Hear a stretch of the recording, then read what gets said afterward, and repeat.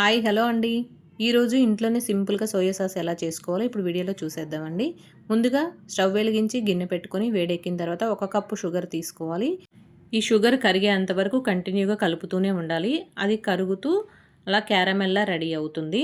అది dark black colour వచ్చిన వరకు కలుపుకుంటూనే ఉండాలి. ఆపకుండా కలుపుతూ ఉంటే మనకు అడుగు పట్టకుండా ఉంటుంది.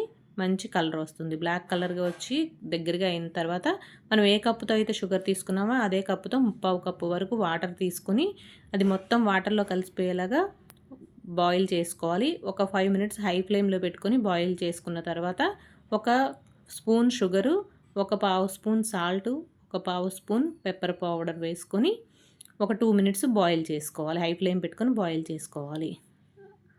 ఇప్పుడు ఒక స్పూన్ వెనిగర్ వేసుకొని స్టవ్ ఆఫ్ చేసుకొని చల్లారిన తర్వాత ఏదైనా గాజు సీసాలోకి కానీ లేదంటే ఏదైనా జార్‌లోకి కానీ వడకట్టుకొని స్టోర్ చేసుకుంటే ఫ్రిడ్జ్‌లో పెట్టుకుంటే ఒక నెల, నెల 15 రోజుల వరకు ఉంటుంది.